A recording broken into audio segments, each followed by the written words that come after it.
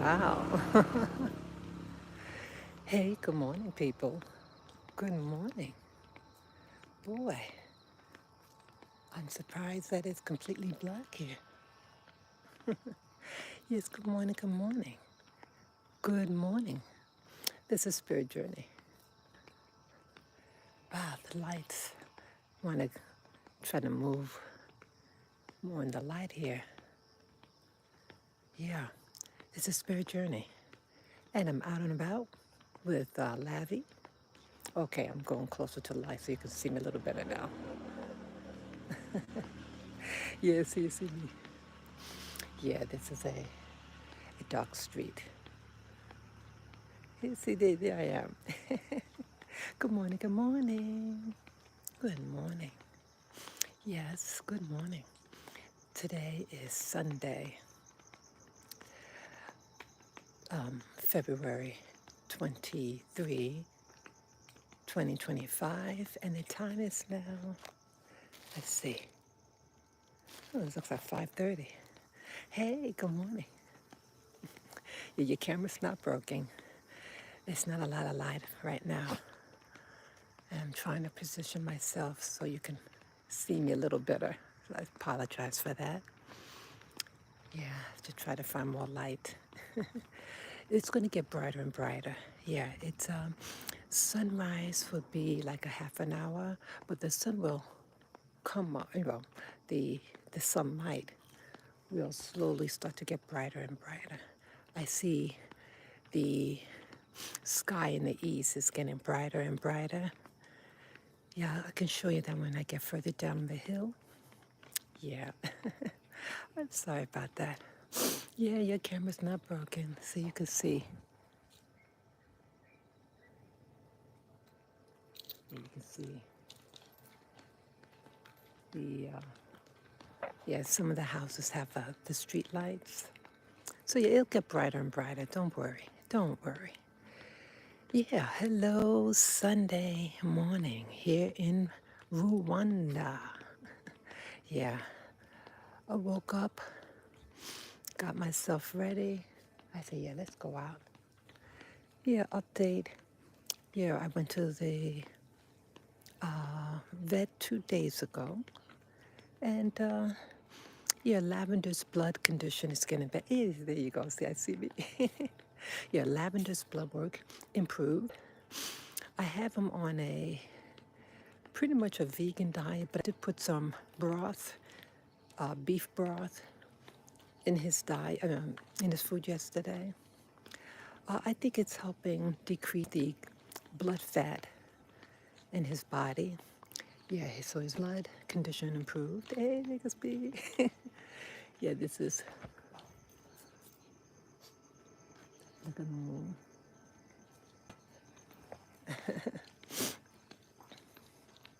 Yeah. Oh, look at that horizon. You can see. Isn't that pretty? Hope you can see it. Yeah, maybe I'll go like this. Yeah, it's so beautiful. Yeah, I like this time of day because it's very relaxing. I hope you guys could hear me. It's very relaxing. And yeah, the sun was a scorcher yesterday here in Rwanda. Yeah, it went up to, I think, 87 degrees Fahrenheit. It was very, very hot. Just turn my camera back on. What else? Yeah, let me go like this so you see something. Yeah, it was extremely hot. Yeah, I went outside yesterday I had to return something. And I got there like 10:30 a.m. It's a real busy town. And everything was shut down. There was some special thing, I think, like they have in Rwanda, like a cleanup day. And I guess, yeah, and they even had guards with their machine guns. Oh, yes, they don't play here. Yeah, so, yeah, by the time I got there, they said the store would be open like 12 o'clock, and it was 10:30 yeah, about 10:30. So I went back home. Oh, I got his medicine, that new medicine. Yeah, okay, it's getting a little brighter. So yeah, so it wasn't totally lost. I did get his medicine and put in his eye. He has another eye infection. It's really bad, his right eye. So yes, please pray for his healing in his eye. I don't know what re-triggered it. It was getting better. Yeah. So I don't know whether when I put a comb on his head, because something he starts to lick his leg, it could get, irritated. So have a cone, but put it on could be tricky sometimes. And I don't know whether it rubbed his eye or when I briefly brought him outside. Yeah, Pekingese dogs that I have had these big bulging eyes, and it could easily get hurt, Oh, that looks cool. Yeah, so his eyes could easily get hurt, and that's also what could have happened. So yeah, he's on medicine. His appetite is good. He's so about his new diet. I have to put less greens in it, put more potatoes, more tubers, less greens. But I did it so because I know his blood is real thick. And the plant-based diet the soluble fiber will take out a lot of the fat that's in his blood. So that's why I'm doing it, just temporarily. So anyways, we're doing okay. And yeah, the weather was extremely hot yesterday. And so I said, hey, I like going out, and I like going out on Sunday. So yes, I do have my jacket and my head covered because it is cool in the early morning. So it's like in the 60s Fahrenheit. So this is the best time for us to get out there and do our walking. I don't want to deny him his walk, but I really have to be careful for his eyes. It's like one thing after another. I want to make it work, people. I want to make it work for us, me and Larry. Rwanda, it has its challenges, but it's this area I really like. I'm really growing fond of it, and there you go. The people here are nice to me. As I mentioned in my last live video, they're, they're, uh, they basically treat me very nicely here in this town. I mean, not every town is the same, but here where I live, they treat me and Lavi. Oh, look at that. See, the sun will come up there. See, it's getting red, the sky. Isn't that beautiful? Isn't that beautiful? That's the moon. Yeah, This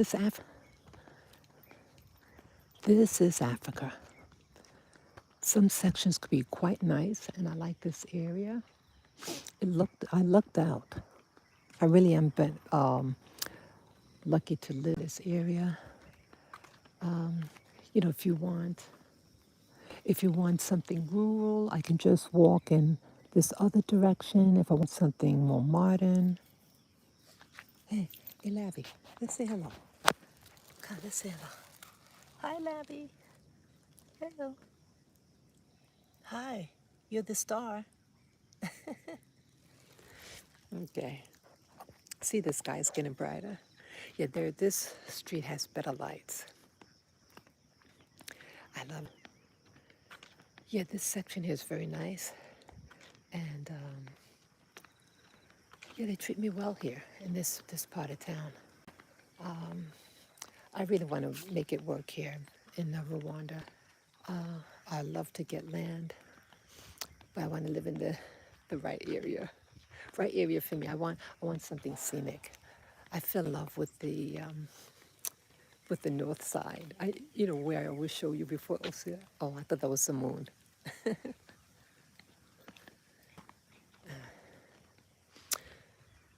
So yeah, I want to make it work here. Okay, you want me to pick you up? Come, come. I'll just go real slow for him. Okay, so let me begin why I started this live stream. Okay, yeah, I love watching YouTube videos. Okay, and I watched this program. I think it's called Legally Armed America. Sounds radical, right? Come on, let's go on this side.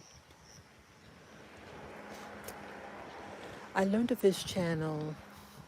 Oh, it could have been in December.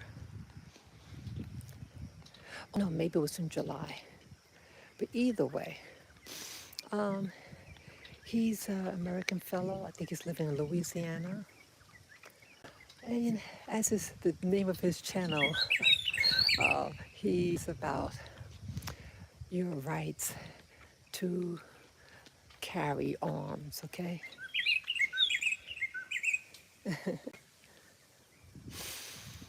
Yeah, I do not own anything like that, but nothing wrong for anyone who does. Okay, that's your business. But I was a little sensitive with this topic. Now, I understand, his channel, and we both Trump supporters. He voted for Trump 3 times. It's a subject about racism. And he discussed, well, with the new administration, Trump's administration, he is cleaning shop. Now, despite my being someone who voted for him, doesn't mean that I agree with everything that is done. And this channel that I watch, Legally Armed America, I think that's the name of it, he discussed about this 4-star general. And he just so happened to be a black man. Now, I am a veteran, people. I am a veteran. I was in the Navy in the late 80s, 1980s. I served my country and honorably separated. I had my moments, but I'm still glad that I served. I do not regret. This Legally Armed America, that channel, I think that's the name of his channel. He discussed that the 4-star general was put out of his position and replaced. And he shared the channel, the YouTube channel shared a letter that he had written. And I thought the channel incorrectly called him a racist, the black guy. Anybody could be a racist or a bigot, okay? People have their feelings about things, and not everybody wrong, right?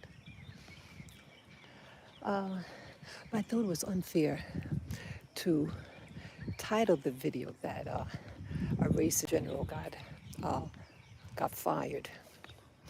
And I thought his statement, the letter that the 4-star general, who is black, I didn't think it was racist in the term race in America. But one awareness, see, through my perspective, see, I could only talk through my perspective, being a black woman, born and raised in America and served in the military. Perspective. And despite the fact that I am someone who voted for Trump. So the letter the general wrote basically is saying the current demographics in America has this breakdown: X amount of whites, X amount of blacks, Hispanics, Pacific Islanders, etc., Indians, Asians, okay? And he wants the military to reflect that. I don't think that is race. The YouTuber felt that he's really about what's that acronym that they use? Diversity, DEI. And recently the DEI, now this first time I heard about that DEI this month, it was either this month, last month, the term DEI came to my attention. Back in the day, in the 1970s and 80s, the term was affirmative action. Affirmative action, and basically what that is, that black people and white women should be represented in the job market, in and out. But now they use the term DEI, diversity, equality, and I guess inclusion or something like that. Please correct me if I'm wrong. So I just thought it was a little harsh of the YouTuber to say, oh, he's a racist black, black general. It's really harsh on him. My thinking back of the things, see, you could think to yourself, tell yourself as a black person, oh, there's no racism. I don't want to. I don't want to dwell on race. I don't want to live where, always talking about it. It's a past, right? No one wants to keep on hearing it. But not saying it, not addressing the issue, doesn't make things go away. Pretend certain things don't exist does not protect black people or so-called minorities or women. You could be home. And like I was raised in a very male-dominated household. I'm comfortable being around men in my vicinity, right? But doesn't mean that I may not feel uncomfortable at times, right? They're fun to be around. But there are moments where I would feel uncomfortable. Like, when they start talking about girls or, what they did the night before, certain things I don't want to be around. Does not mean that I'm prejudiced against men. Just means I could pretend I'm a tomboy. I could pretend all I want to be a tomboy and start to think I'm a boy, right? But not. They'll look at me. They know exactly what I am. And I can feel like a tomboy, one of the guys. That does not change the fact that when you're walking, sorry, whoa, it's spinning around. Yeah, just moving lavender on the other side. It doesn't change reality. So you have to be careful. I can think all I want to think about being one of the guys. You're the only female. This is 50 men around you. You don't think that they're going to notice or spot out. Make you feel, you could feel uncomfortable. And in the military, I remember one day, it was really weird. I had to go to the cafeteria or the mess hall.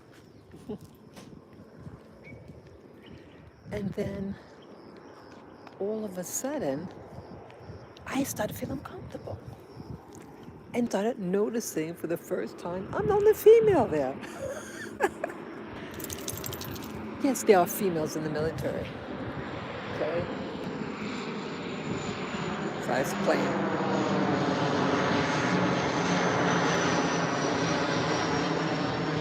This is getting brighter. This guy looks fantastic.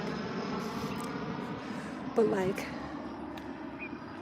I just started noticing, and then I turned, I'm looking around like this, and I notice that I'm the only female, and my femaleness felt center stage. I didn't feel uncomfortable before. So why now? Energy, people. Energy. Don't deny energy. I didn't wake up that morning and think, I'm going to go to the mess hall and feel uncomfortable being the only female. There are women in the military, in the Navy I was in, who, and why at that moment, I don't know where the females were. No, everything was cool. And then all of a sudden, I just started to feel uncomfortable. I noticed. I noticed, oh wow, I'm the only female here. It was funny, but I know how I felt. So what does this have to do with this act general? He could be in his 40s or 50s. I'm not sure how old he is. He looked good. Okay, I'm sure he did it one morning and say, oh, you are you. You bring yourself wherever you go. And he could be,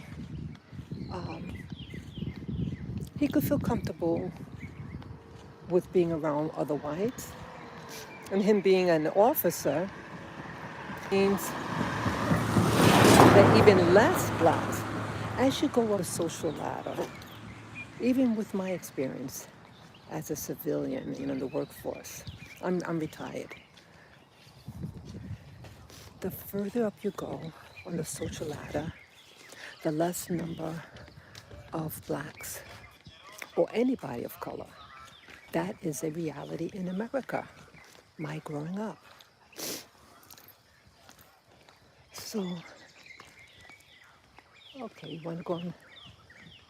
Cause you want? Come on. I'm bringing him back on the grass. Come on, let's stand this side. Come on. Yeah, you stand that side. So it doesn't stop reality with the black general. So I'm sure with him being an American and a black male, there's even fewer people that he could relate to on a racial level. And he being a general, 4-star general at that, he's probably usually the only black man. But again, there is in general, in the military, there's a higher number, at least what I was told, statistically, but the number of percentage of blacks is highly represented. Like let's say there's, oh, wait. Let's say, I have to watch his eye. He wants to get to the plant. I don't want his eye to get poked. That's what's happening. Come. You have to be careful. Okay, I have to be careful though. See his eye. Okay.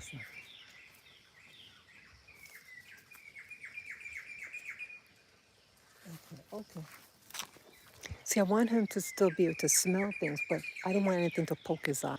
Something hit his eye. He got those big bulgy eyes like mommy. Okay, but back to what I was saying. Hey, I'm sure that 4-star general, for him to make a career, means that it was pretty good to him, the system. But the system is careful. The system is going to make sure they put in somebody who's going to play the ball, who's going to play their way. So the dominant group is not going to put anyone in a position that's going to jeopardize their position, period. Yes, you don't think that when they hired him, put him in that position, it was solely because of his merit? Yeah, it should be merit-based. Yes, I am for that.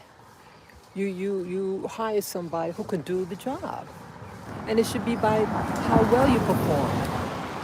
But we all know in life that things aren't just solely test scores. If it was by test score, you could just hire a robot, right? It's many factors. How you interact with people, your intelligence, some people could just score well on exams, but some people, they have instinct, they know how to interact, they're good at what they do overall. They may not test well. And some people are liked by others. Some people, like, some people may not want to listen to women. You have, and in my experience, you have men out there. I know I'm not an anti, not man bashing.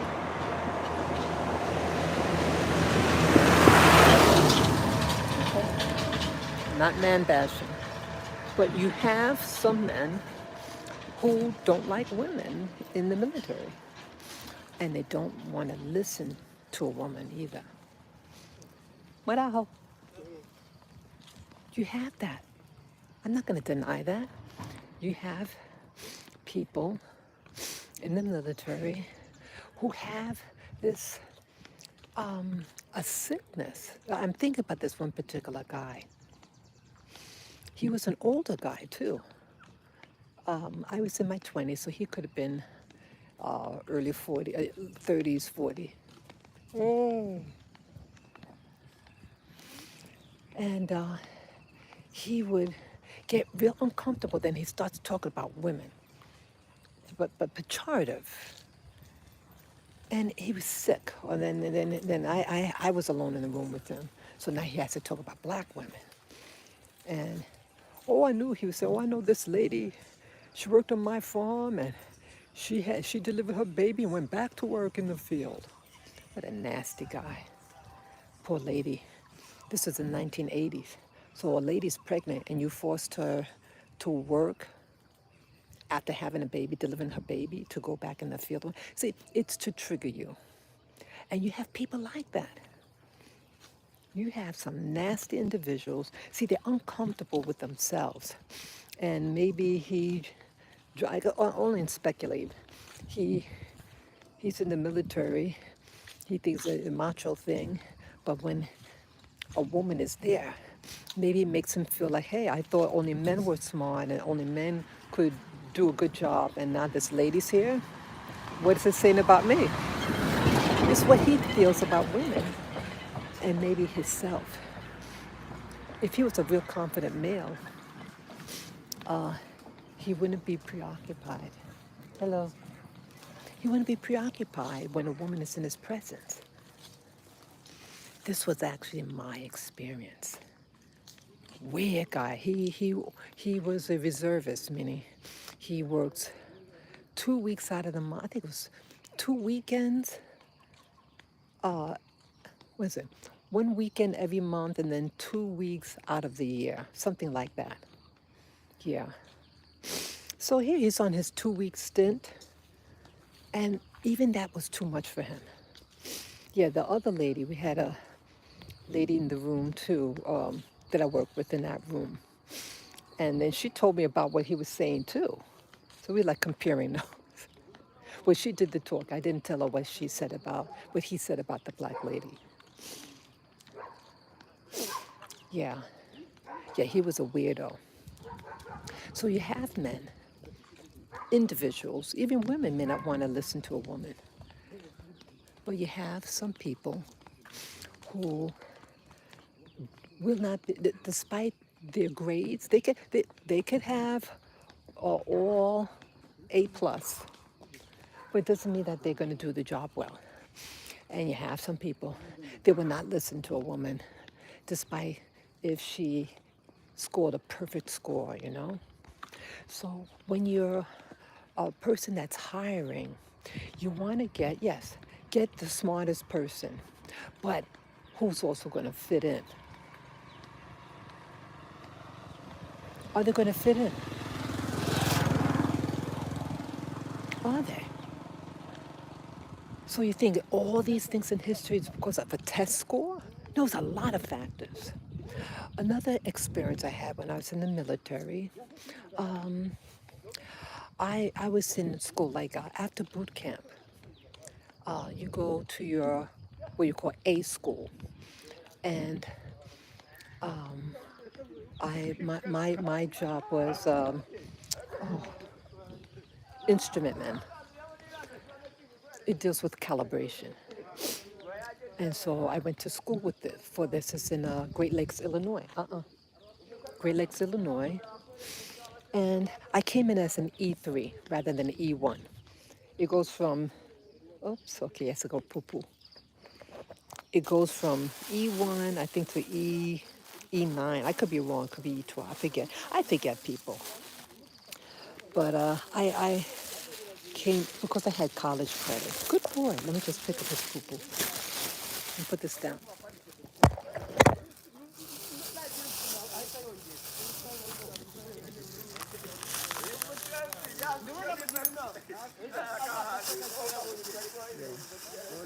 Hey. Yes, yes. Have a good day. Nice.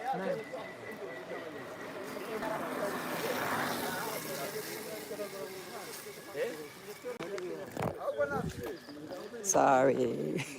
Sorry about that. Yes, I put it a little back in my pocket. Yeah, I clean up. I try to clean up after. Yeah. Oh, what's I saying now? Oh, what happened to me now? Oh, yeah. Okay. So I came as an E3 because I had college credit. And so if you don't, hello. So if you don't have college credit, you go in as an E1. Yeah. See, they're male bonding. Yes.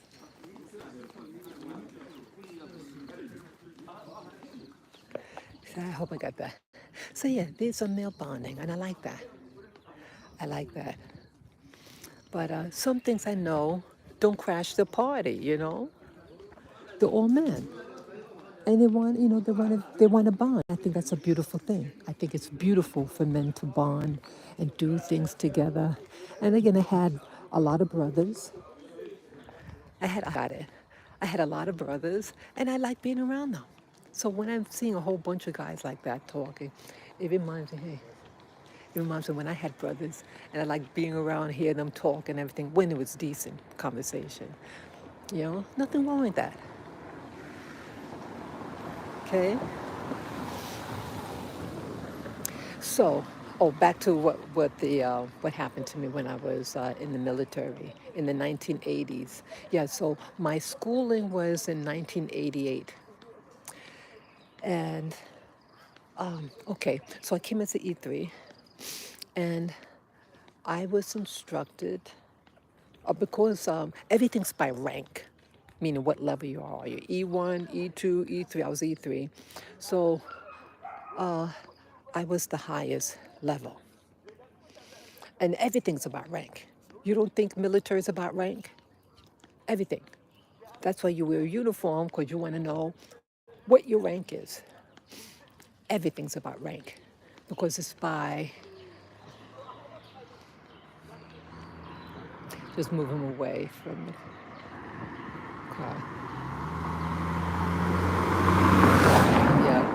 Yeah, just when cars coming, I always face traffic. I want to see if something's going to hit me. I want to see what's coming. I go on this side. You go on that side. Sorry. Yeah, I want, because it's a small dog, so I want him in the inside, none of the outside, because the cars may not see him. Okay, I'm sorry about that.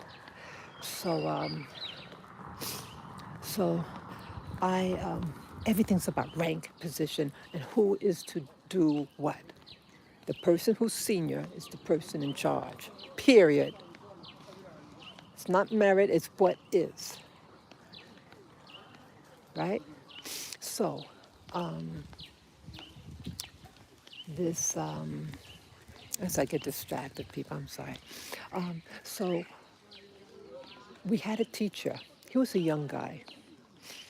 And again, in the Navy back then, most of the people are white men, and most of them are from the country, rural areas in America. Very few what you call urban whites. It's filled, the military, when I went in, at least in the Navy, it's filled with rural whites and urban blacks. I'm an urban black, okay? And so what I was to do in my school, we had to take breaks. 15, we were allowed, I think, two 15-minute breaks in school. Because I was a senior person, they told me, okay, every 15 minutes, you're to go to break, you take them outside and bring them back in. That's my job. And he also instructed when it's 10 minutes to time to go out, uh, let me know. So I said, okay. So it was that time, and I raised my hand, and I sat up in front too. Excuse me, it's time for the break. But this is right after him instructed me what to do and how I'm to do it. So he says, "Don't interrupt me while I'm talking." It's on the rag, right? I was embarrassed. We then went out. I brought them back. Okay, and that was the end of it. Well, I'm not sure. I don't remember whether it was that same day or the day after. I had to go in the office. Oh, the petty officer, one them say to me, "Oh, we made a mistake. We thought you were the senior person, but evidently we made a mistake. So and so is, and so now he's charged, and he'll be bringing the class to and from their lunch, their 15-minute break." And I'm looking real uncomfortable next there to the guy that's replacing me. The guy who's replaced me was a young white dude, 17, 18 years old. And I'm in my 20s. You don't make mistakes like that in the military. There was no mistake who was senior. I'm senior. But the guy, my instructor, didn't like that I interrupted him. How dare I? Even though he told me 10 minutes before we're to go on a break to let him know. And that's all I did. And I did it how he told me to, very respectfully. And I felt it in my bone. I felt it when I got replaced. And the guy, the white guy, we got along. He looked awkward, and he knew something was up. Okay, are we going to go to the next one? He knew something was up. You don't make mistakes like that. But I remember how I felt. And then they started later on making excuses. They said, "Oh, you lack confidence." That's what we replay. You lack confidence. Because, see, when you remove somebody, you have to have in writing what the excuse is. See, they told me, and the fellow that's replacing me, "Oh, we made a mistake about the rank, and he's a senior." At one point, and how did that come to them, their consciousness? Because everything's based on action. They look on your records, who is what, based on rank. So then there was an incident that happened sometime later on in school, and I was talking to my superiors, and they said, well, it did, he says, I was surprised when it came to me that they wanted to replace you with the other fellow. And I'm saying, hey, what's going on here? The chief is telling me. Yeah, I got on with the chief. He was a nice guy. And they said, oh, well, she lacks confidence, blah, blah. See how they do it. See, they they can twist things. You have sexes and races who can twist things when it's not concrete. What else? Okay, I have to pick you up here. I have to pick you up. Yeah, it's a.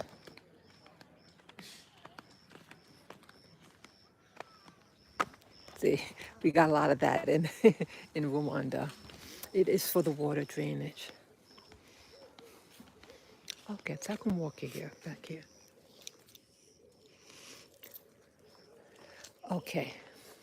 So see how they manipulate things when it's something's concrete. So they lied to me. They told me, oh, he's high, a higher rank. No, they didn't want me in there. And again, my job was only to bring them in and bring them back. And that's what I did. But see, he didn't like being interrupted by a woman or a black woman, whatever. He was a white guy. And they're angry. I remember that incident. So to the chief, they said, oh, she lacks confidence. But to me, oh, the rank. Why didn't they tell us the same thing? See, they lie. And that's where racism or sexism comes in. And no, I'm not going to dig up about racism, sexism. I couldn't give a crap. But I'm just stating my experience. And so you have this black general, and he makes a suggestion. You think he doesn't, when he goes into the mess hall, like when I went in the mess hall, I was the only female. Now, again, I'm used to being around guys, but I started to feel uncomfortable. I said, whoa, why am I feeling? Then I looked around, realized I'm the only female. And these guys are staring hard. Right? They stare. Okay? These are young dudes, too, I'm the only female there. It might have been maybe 300 guys, and I'm the only female there. You're going to feel uncomfortable. I just started to feel uncomfortable. I remember that one specific moment in time. It was a weird experience for me. And then interacting with your fellow service people. You can think all positive thinking, but it doesn't change other people's perspective. So this four-star black general is has his life experience. I could imagine. Now, you could pretend that racism doesn't exist. This man could pretend that it doesn't exist. There's all equality. He could think all that. He can listen to country music, but doesn't change perception of his white counterpart.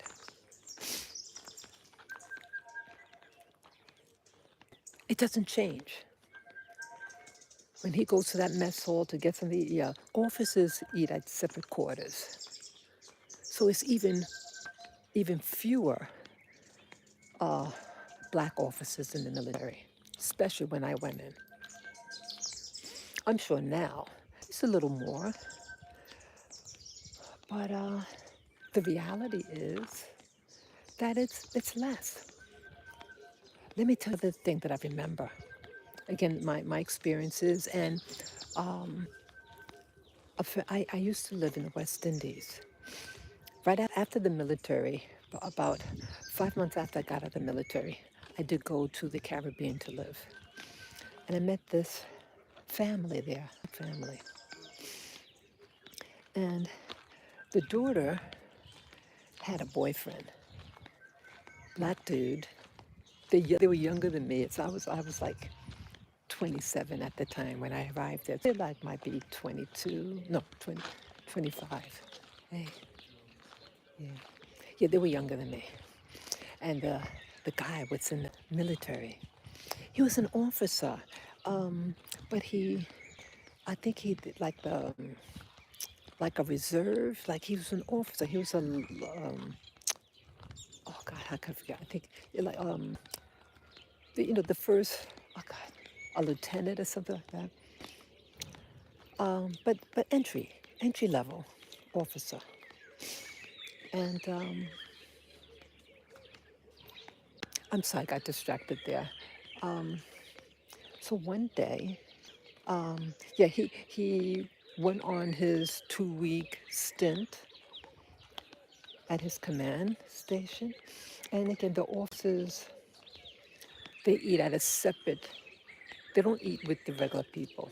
Officers eat with other officers, and enlistee like myself eat with other enlistees. And then let's say if you're enlisted, but you're like uh, an E8, you're a chief, you eat with, oh wow, the sun looks, wow, the sun is big, orange. Wow, it's sunrise now. Sunrise is about 6:06 a.m. Hope you see that.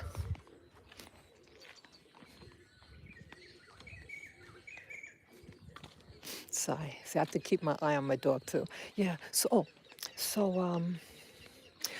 yes. So officers eat in separate quarters. They don't eat with enlistees. So everybody there are officers. Well, let me tell you what happened to this black dude. And he was a nice guy. A nice guy. He was a West Indian fellow. The West Indians that go into the military, American military, they do very well. They're very smart. He, an incident happened. Now I met this guy. I met him. A sweet guy. So he was finishing his 2 week stint. His last day, he went to get some food, and then he got up to get something like salt or pepper, something like that. Come, come. Yeah, he went to get it, and when he came back to his table, uh-oh, yeah, uh-oh, big time. Let me tell you what they did to this poor black guy, young black man. They drugged his food. They put like LSD or something like that in his food. He started eating, and it happened. They put him in the hospital. Yeah, I got to talk to him. Yeah, my friend told me about what happened. Yeah, my friend's sister's boyfriend. And I spoke to him on the phone. He was real, like, quite, he was recuperating. He was in the hospital. Evil. Evil. That's what they did, that poor boy. So this was around 1991, 91, 92. And this guy doesn't go around talk about race, race, race, race. But see, in America at that time, and still, people don't change. They did that to him. He's a very likable fellow. And it was his last day. And they wanted to let him know, you're not wanted here. And they put, and they think it's cute. So things like this happen. And again, I spoke to the man when he was in the hospital. I did, over the phone. Over the phone, I spoke to that poor guy. And some people want to turn around. Or maybe he drugged himself. Fuck you. I was angry. So when I hear the black general making a recommendation that, hey, to try to have, and let's turn here.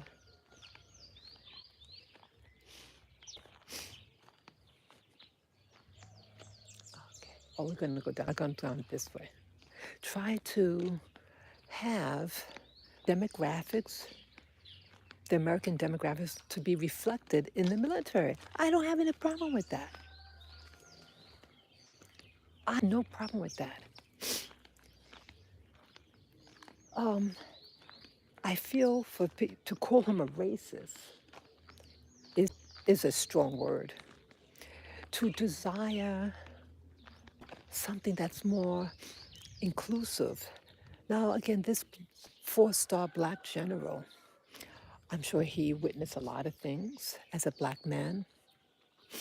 And again, some people may not want to listen to a black man giving orders, just like they don't want a black man giving orders. Oh, there was another thing that happened to this black lady in boot camp. Yeah, I'm going to share my experiences. In boot camp, I think she started before I did. She entered in the military before I did. I arrived after Christmas, and I think she was already there. Yeah. People have different entry dates. And when the troop gets a certain size, okay, then they form a group, you know. And so they had, the girl, black girl, was from New York.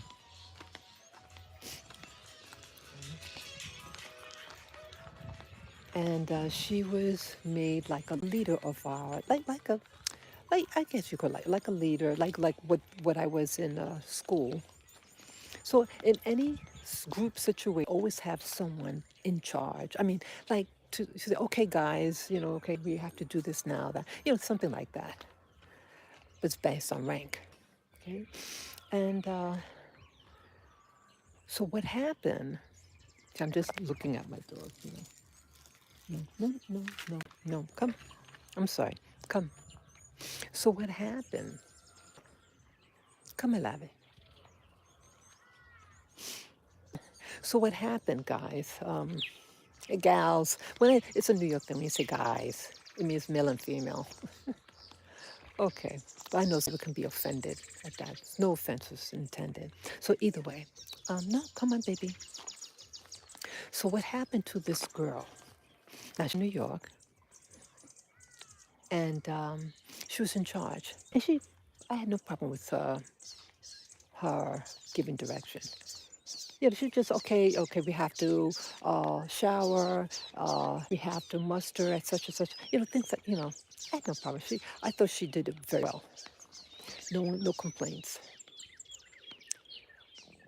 Well, in the military also we get shots, these things they put in, inject in your body.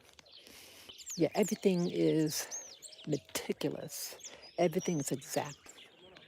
So she has to direct us to go to the place to get the injection. She's in the front line, always following.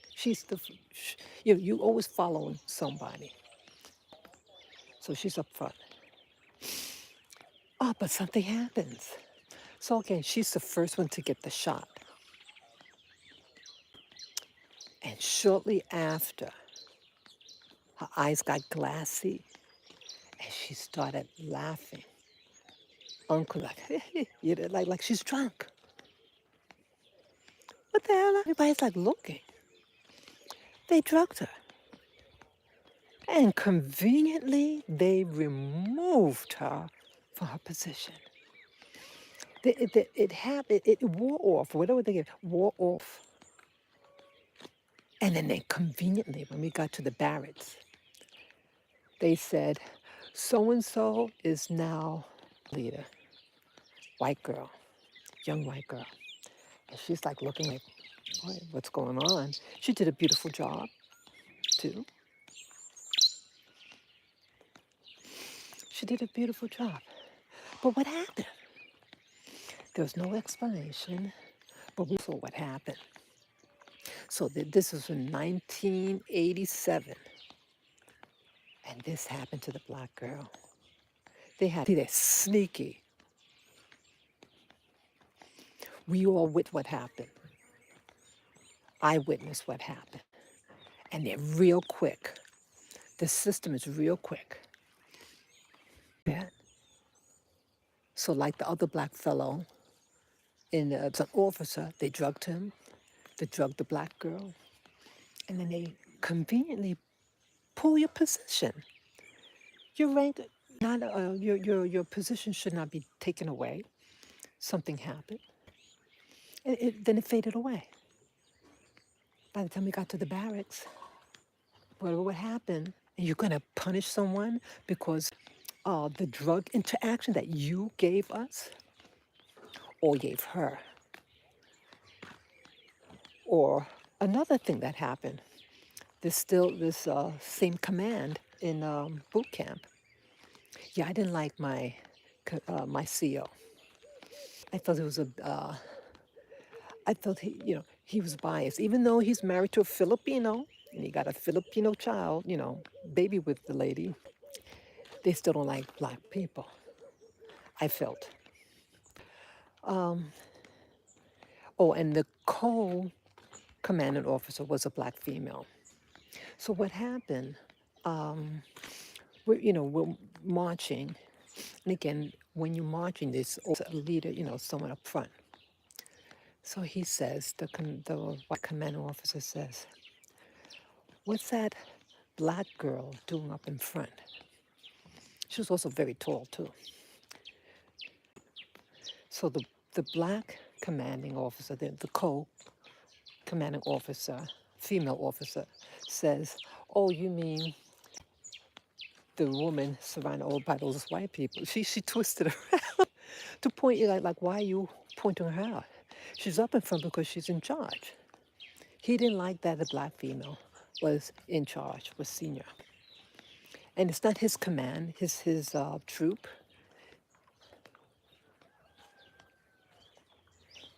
Okay? It's not his troop. What does he care about? Because someone has to instruct who's going to be in charge of the troop. Every troop has a leader. What does he care about somebody else's troop? What the hell? I'm with them. You know? What does he care? And see they have their conditioning. His conditioning was that black people should not be should not be in position of authority. It fucks with their psychology. And it doesn't matter if they have a minority wife. So these are actual experiences. And so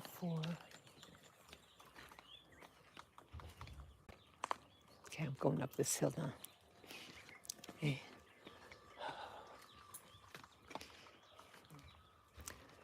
This is my actual experience, things that I witnessed. So I'm not offended in 2025, a four-star black general to make a recommendation that to try to make the military, yes, merit-based, but to consider to make it more representative of the demographics. You think in school when you're getting in, going to an Ivy League school, you think it's strictly about your grades? It's other things. Who's your daddy or mommy? Did they contribute to the to the school? What type of recommendations did you get? Or what clubs did you join? There are many variables.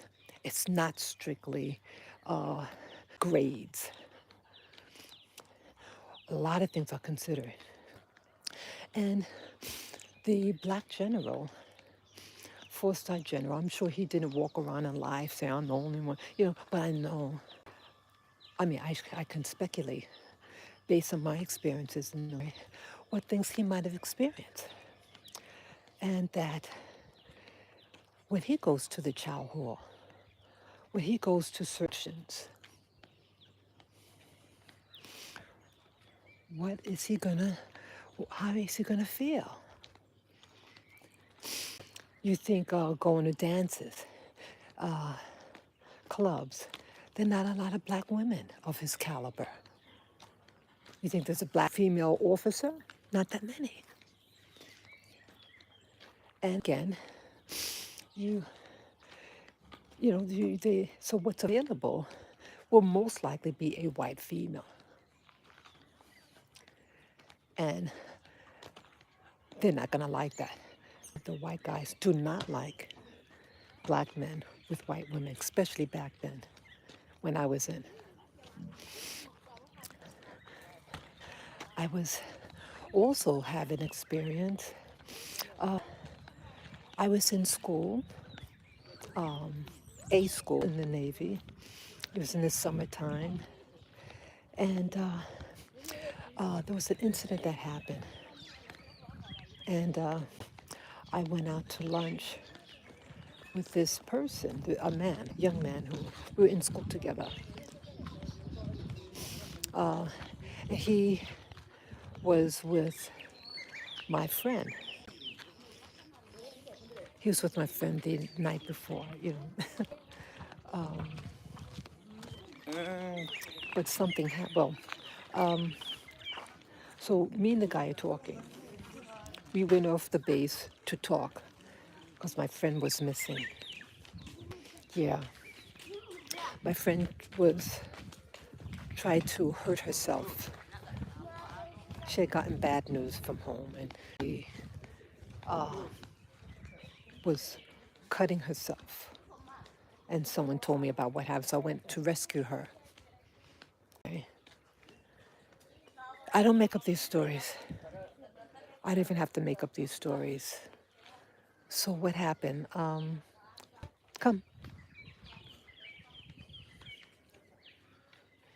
Okay, I'm keeping an eye on my dog. Okay, so what happened? So we're at a restaurant now. And I didn't think anything of it. Uh, I'm used to, at that time, 1980s, being the only black person around. The type of jobs I had, just everything. And what is what it is. And so, but the guy is a white fellow, young guy. Yeah, again, we all well, I was in my 20s. I was 25 at the time. But so what happened now? I'm sorry, sometimes I get distracted. Yeah, this area is very relaxing for me.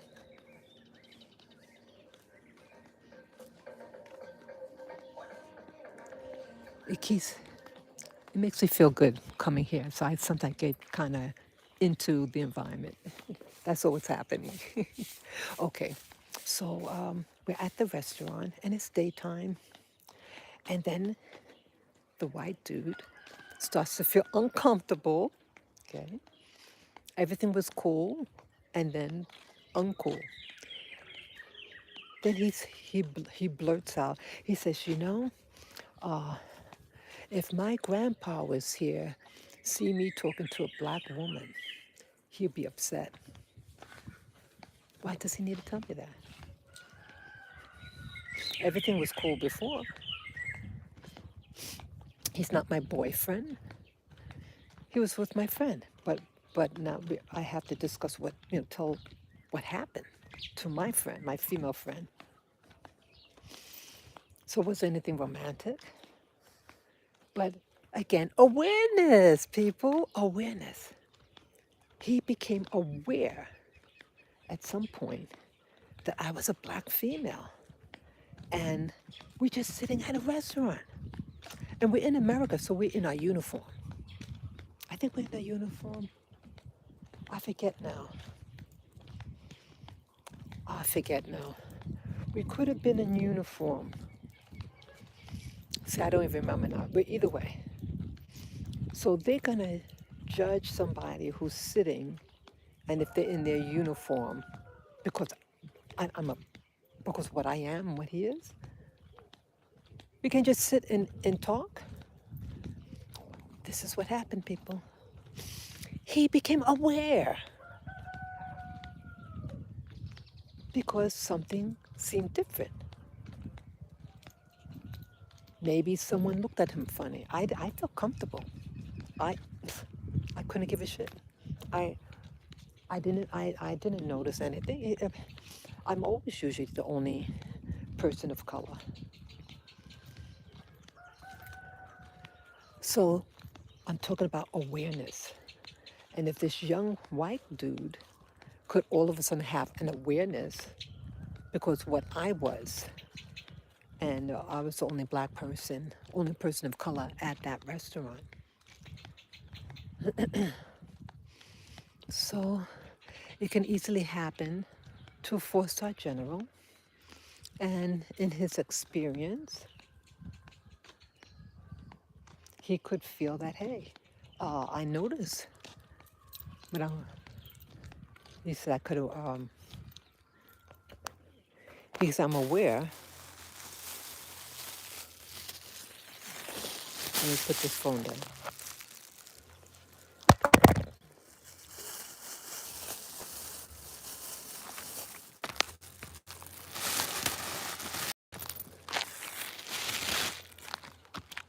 Bravo. Here you go.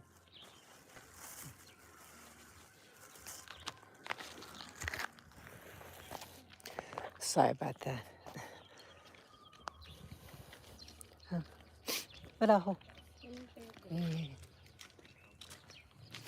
So I wasn't offended. I mean, I, I was surprised because his grandfather's not there. But why is he using that, his grandfather, as an excuse? Because now he's feeling uncomfortable because I'm a black person and in an all-white restaurant. Your grandfather's not there. People, your grandma, grandpa, they're not there. And sometimes the echoes of our communities, our family histories pop up. But that's the past. They're not there.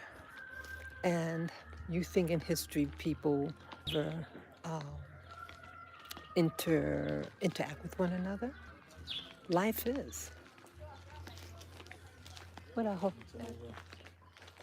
Life is just what it is. People mingle.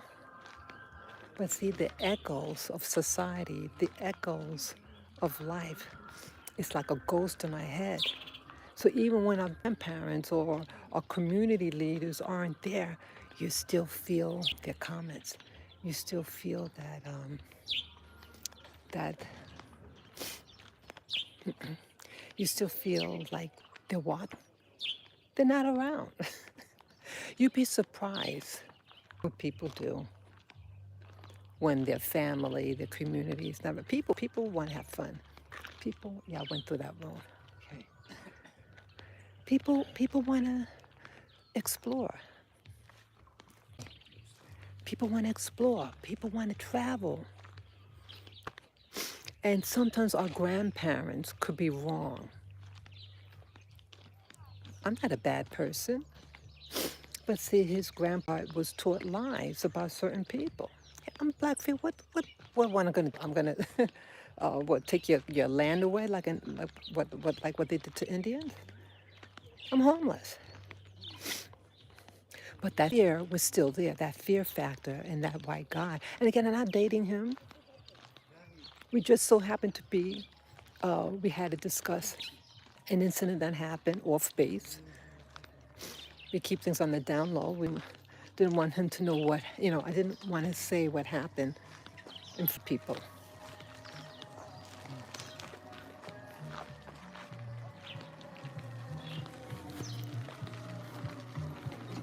You know, yeah, I didn't want, I had to discuss it off base. So I said what I had to say. But it's interesting, people are programmed, we're all programmed. You don't think black people are programmed too? Black people, white people, yellow people, we're all programmed. Our relatives, parents, grandparents, they tell you things because they're taught certain things about life. Maybe things back in the day, there was war, there's certain things. Some things based on religion, some things based on political party, right? And that's what I'm saying. But that's the past. And we got to move forward as a nation. So these are my specific experiences being in the military based on race. And some of the things, like I mentioned earlier about the guy in the military who feels uncomfortable with a female standing next to him. They have a hatred.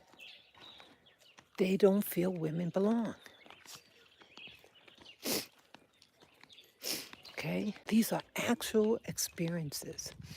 And people are going to do things based on their experiences or conditioning.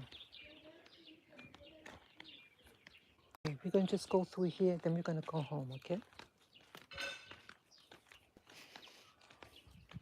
So I don't think it's unfair for this general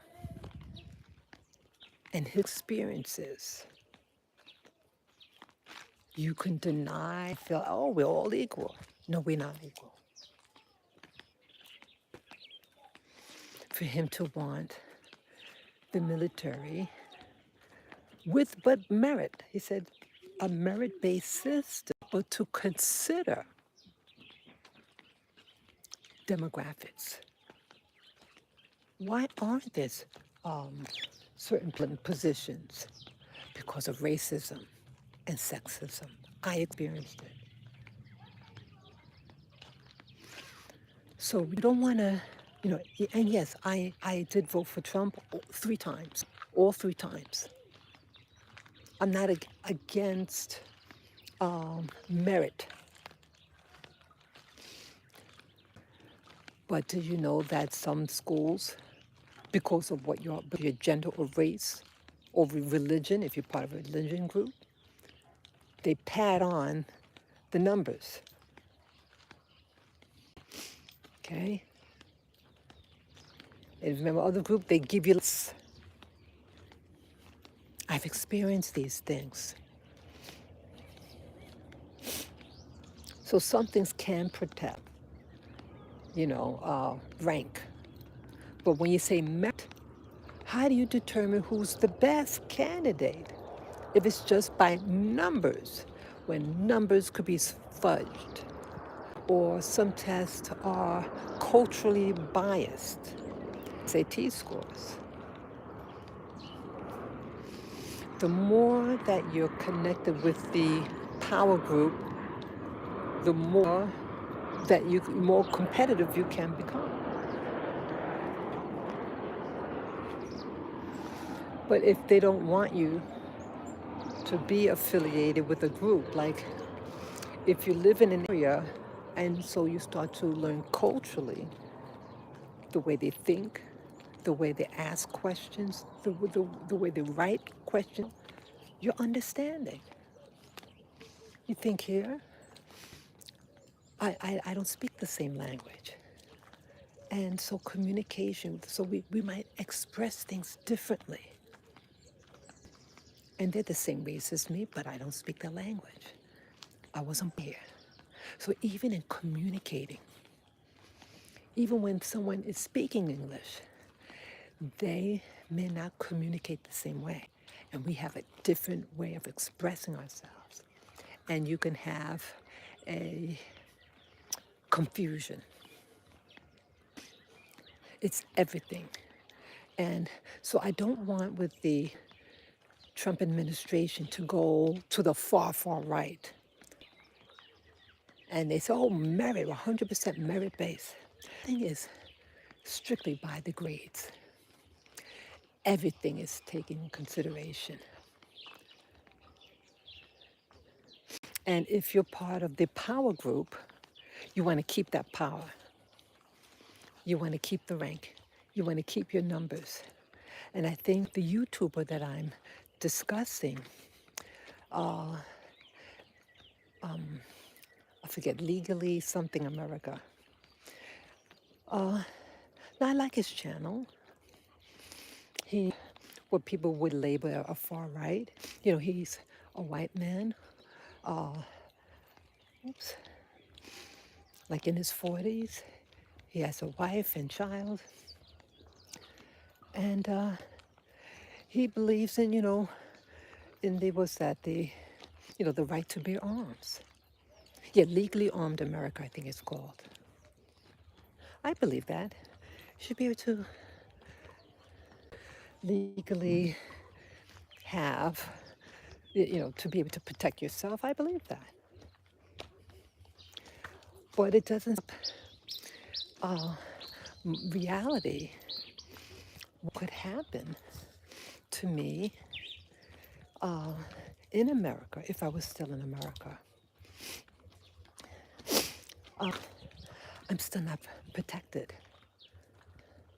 So yeah, you want something merit-based, but that is a tool that was used to keep it segregated, to keep women out, to keep black men out. But yeah, Becca, yeah, yeah.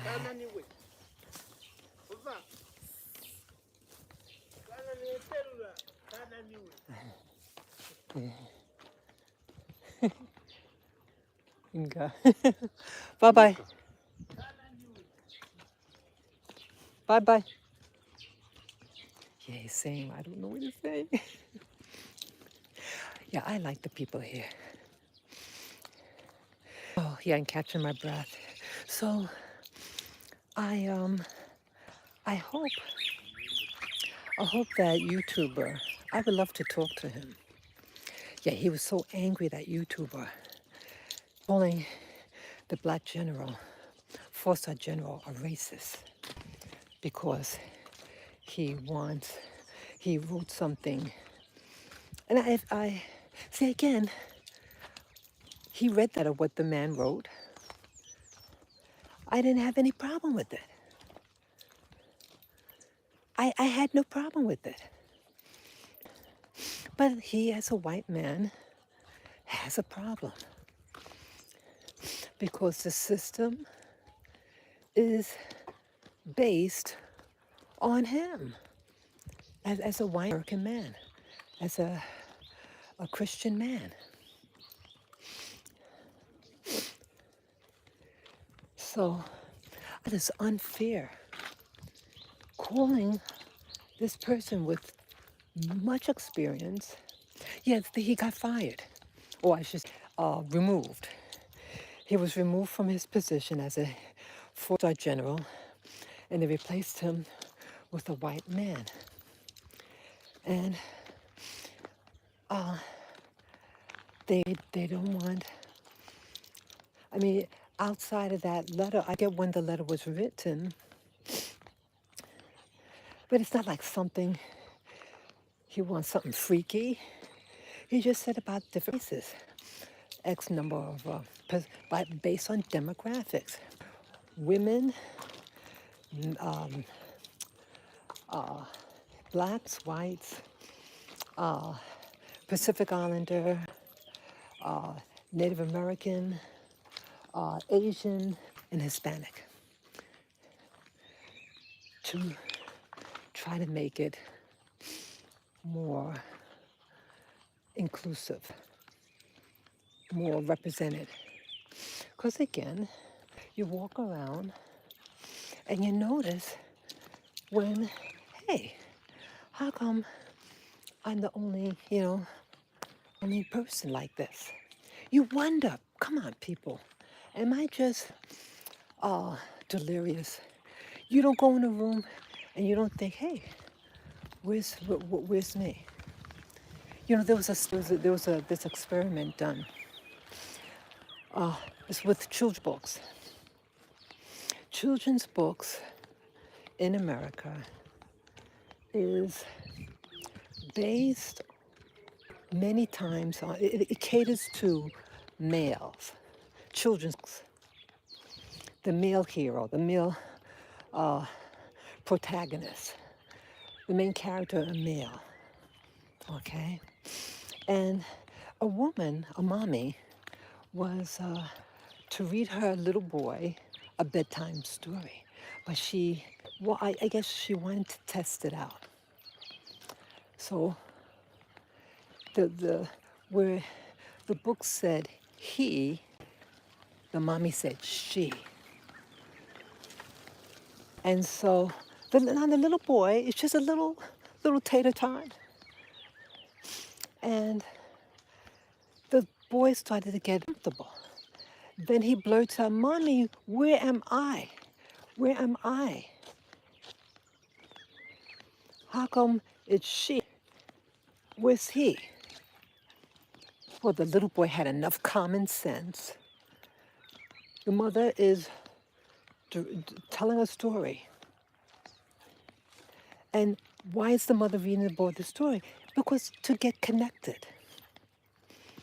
The story, why do we read to our children? You want the kid to connect with the character. So the mother's instinct, experiment, was confirmed. When you are being told a narrative, you're experiencing something, you're experiencing through your eyes or the eyes of the character in the story. And yes, you will purposely read things to address those needs in a child. And you want that child to feel good about themselves. That's why storybooks are made. Well, I think should be made to build up the child's identity, self-acceptance, even at a little age. Okay? So, is the mother being sexist?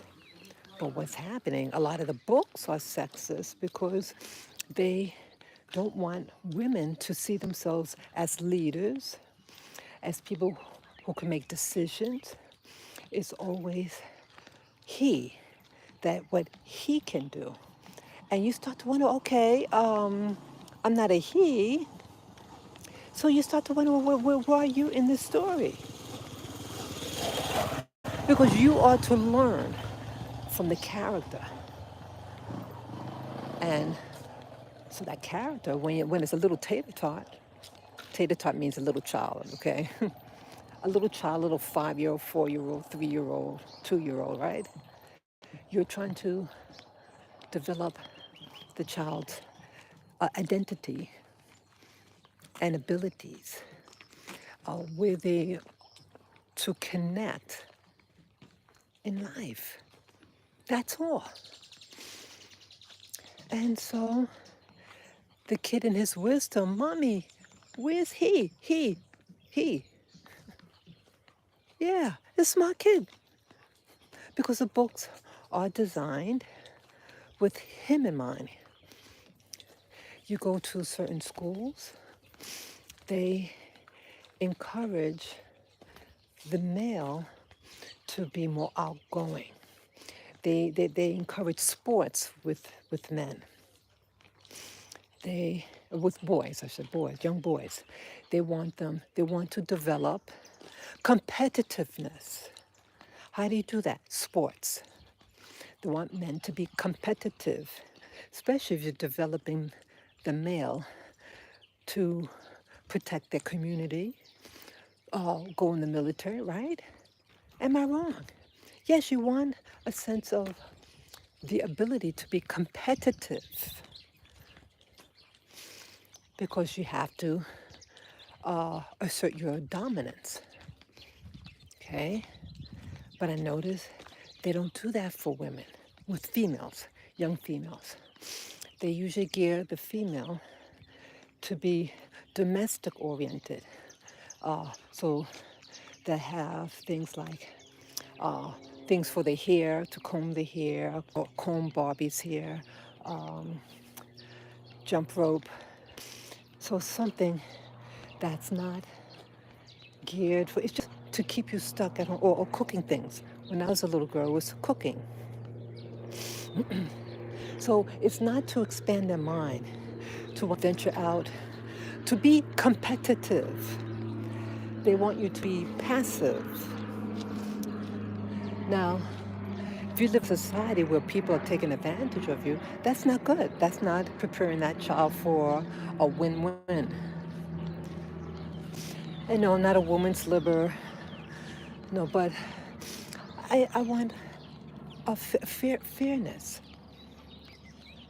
It's just, I'm speaking out what is. So you have, and sometimes people don't even realize what's going on. People may not realize that the stories in the books, who is it trying to develop?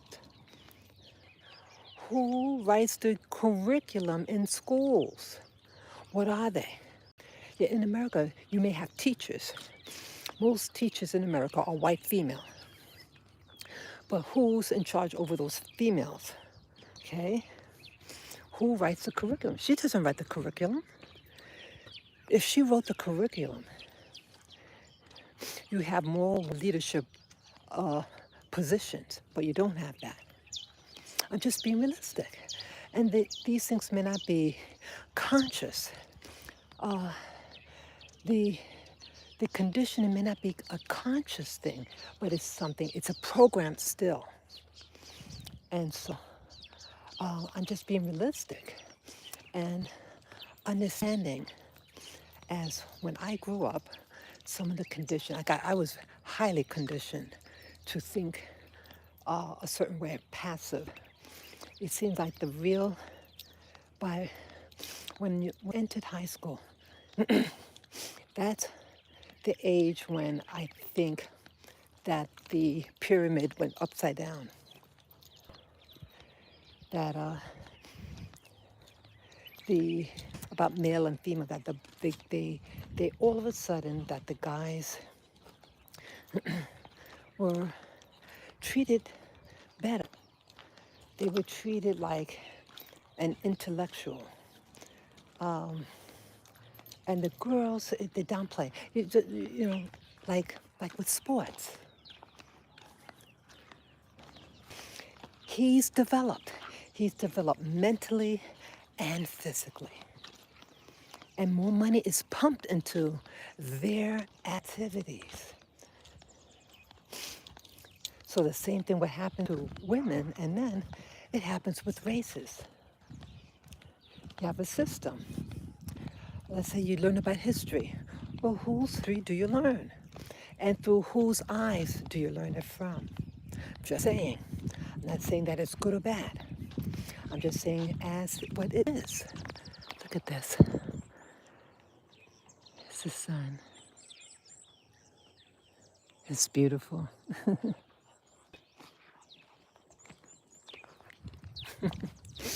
I'm just realistic. So no, I don't think the four-star black general was being a racist. See, that man, again, I like his channel. I'm not against him.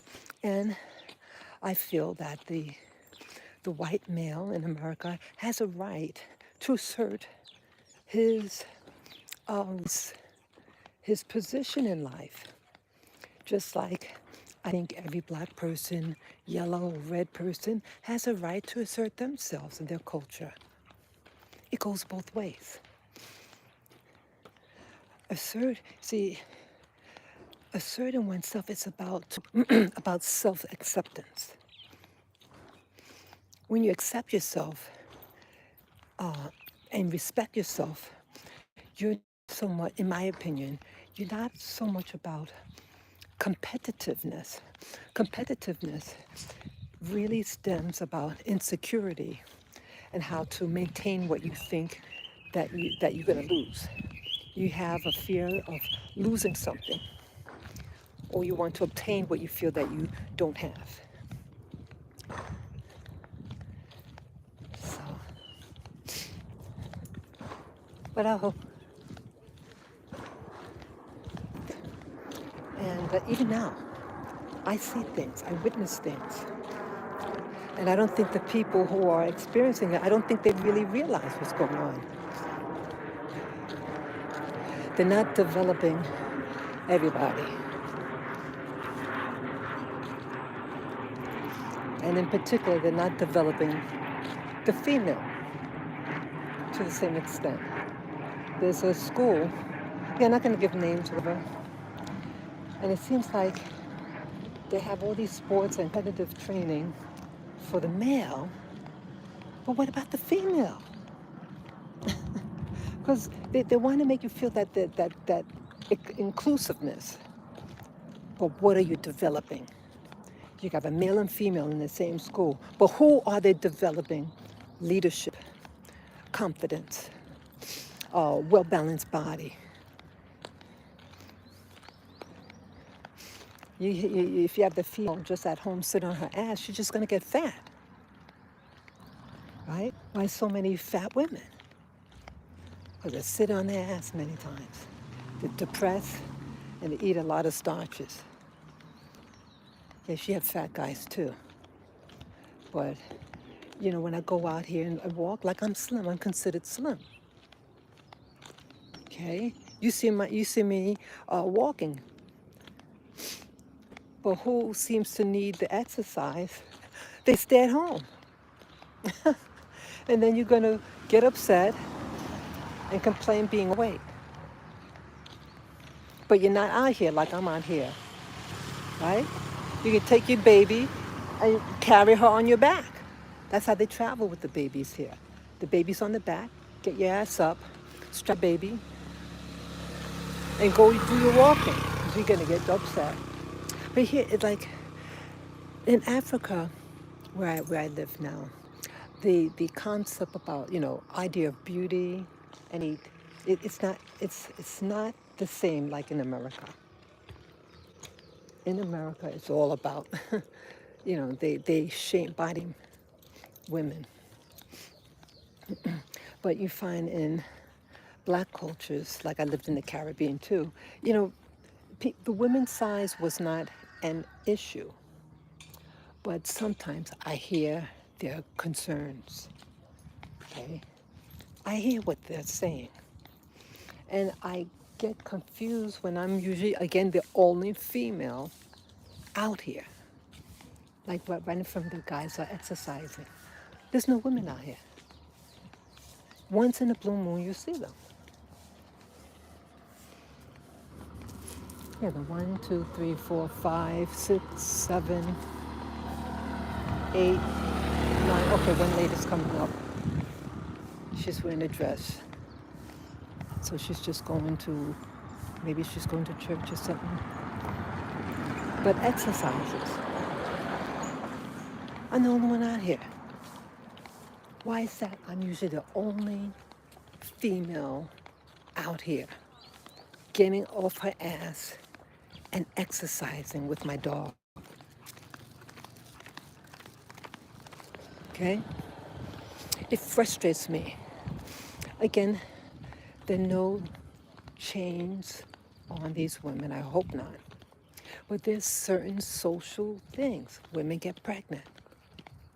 Women have to stay, I don't know. I don't understand, guys. Yeah, there's certain social things. It is what it is. And there's nothing wrong with your mommy. But there are differences. Maybe it sounds like I'm contradicting myself. Yeah, there's certain biological differences between men and women. And those biological differences can affect one's social lifestyle. Hey, Again, I don't have children. Well, my little boy, my little doggy is my little boy, my baby. But yeah, it is a challenge. But it's like, okay, can you get the guy? If you know, if you have a baby, well, maybe the guy could, your husband or whatever, boyfriend, could help you. Hey, let's all go out as a family. Hey, I'm gaining a little weight. I need exercise. Blah blah blah. Right? But it is what it is. I've always seen the differences. I guess because I lived in a very male-dominated house, I saw the differences. Oh, and again, I'm the youngest of 7 children. So I always saw the differences, how boys are treated, how girls are treated. And in being a little person, I was tiny. And when you're bigger, you get away with certain things, right? So I always saw these things that happen in life. And so I'm no different than anybody else, whether there'll be a 4-star black general or an enlistee like myself when I was in the military.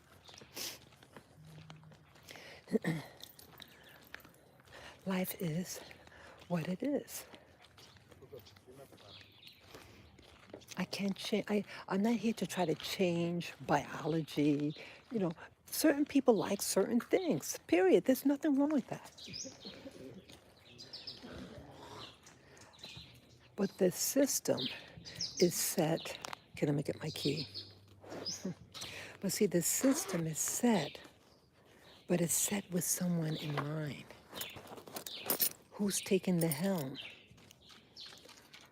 I bet that YouTuber that I'm doing this live stream about, a legally armed America, I think it's called, something like that.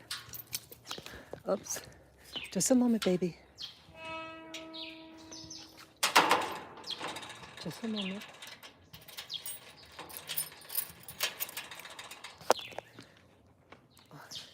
Right. I'm gonna pick you up. I'm gonna pick you up.